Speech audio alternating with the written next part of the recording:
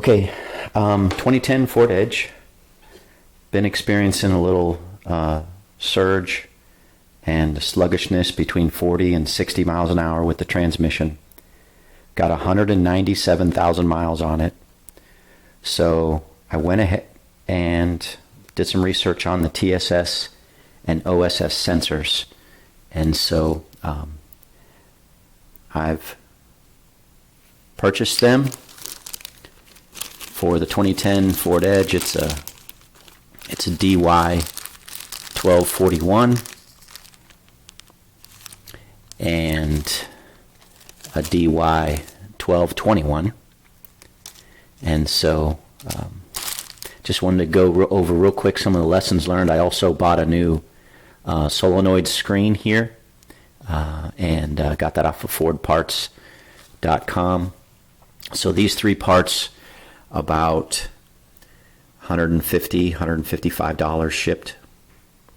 So just some lessons learned. There's a number of videos out there on this particular effort, but please look over the instructions very carefully. You can get them on, I think, Just Answers, but you want to make sure you definitely look at the bolts very carefully and keep track of them as to where they go.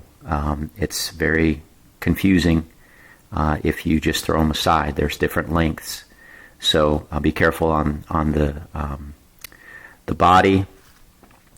This is more of a kind of a composite where the solenoids are, but definitely want to keep track of that stuff. I just put them back in the holes where they came from. Same thing with the cover. You want to make sure you keep track of that as well. There's different sizes: 10 millimeter, 8 millimeter, 13 millimeter. Yeah, you want to keep track of that stuff. So, a couple lessons learned when you're taking off the line here for the cooler. It was very difficult to get off, and I had hosed it with some WD-40 and some PB Blaster, but I was able to get a 3/4 inch wrench on it.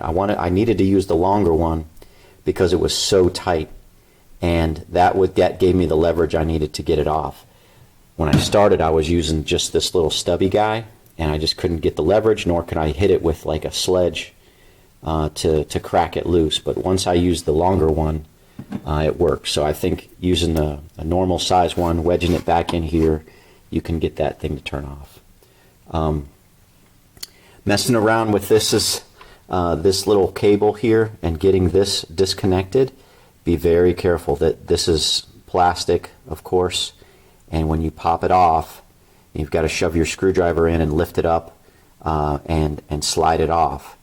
And again, it's just, I didn't break it, but it was I could tell it was very fragile, and so you want to be very careful with that.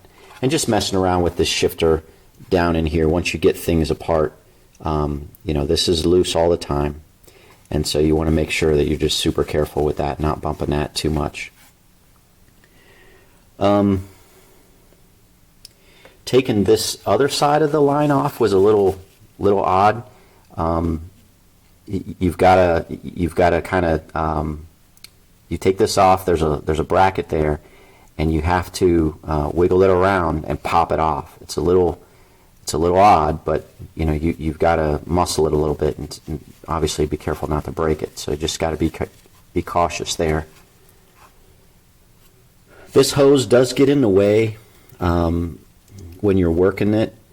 So if you were somebody who wanted to drain your coolant and take the hose off, you could do that, and that would give you just another few inches of room down there. When you're working it, you can see how it stretches across. But yeah, it just gives you a little bit more room. Obviously you don't have to, I didn't, but it does give you more room.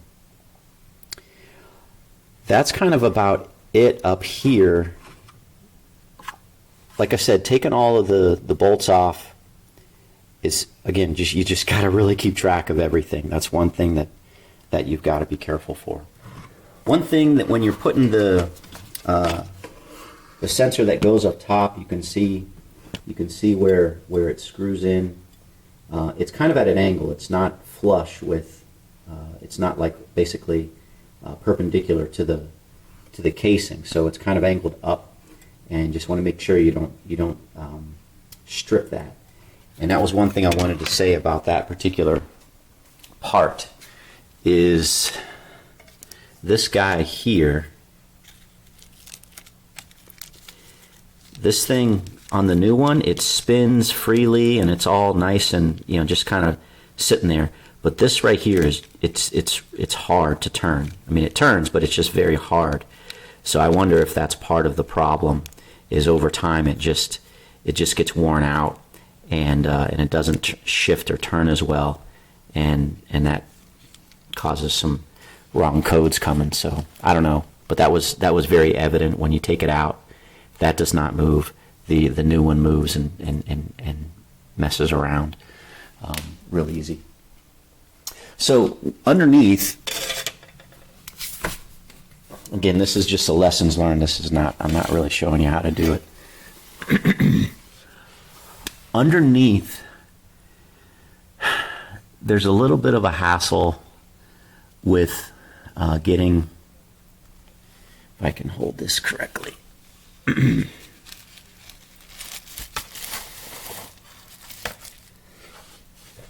Getting this sensor in.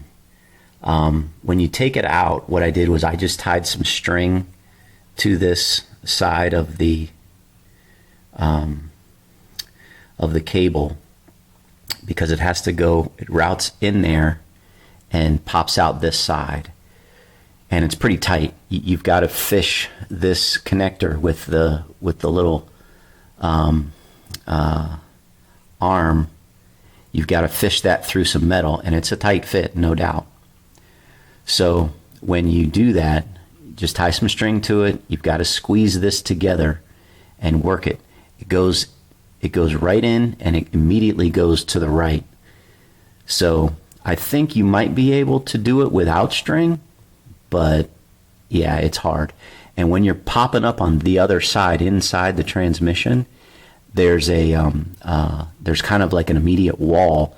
So it's got to come in, and then you've got to get your fingers in there, and you got to wiggle it away from that wall and up through. So the space is tight. Obviously, it's doable, but it is somewhat of a pain. And as you can see, I'm getting ready to put this guy in right now. Just tighten that down and put that in, and then I'll be able to start putting everything back together. Yeah, and taking this off, it was stuck on there pretty good. So I got like I got one of these picks, and I was able to wedge it in there and pop it off. So that took a little bit of extra strength. That you're trying to be super careful around all of this stuff and not break anything or mar anything. And so that was something that I was just a little bit tentative to do. But all in all, guys, as you can see, I'm halfway through, and it's definitely doable, but it's a meticulous work. You do not want to do this if you don't have an attention to detail, because you can mess things up pretty bad. Getting things confused, swapping out the different screws. Yeah. So that's that. I wanted to show this as kind of a lessons learned video. But if you're having any kind of shifting problems with your 07 to 2010 Ford Edge, this is something that you might be able to tackle yourself for, like I said, $150, $160 worth of parts, not including any transmission fluid. I've got 197,000 miles on this thing, and it just started happening. Maybe I credit that to the AMSOIL transmission fluid that I put in it when I first bought it brand new back in the end of 2009, and it's been running flawless since then. So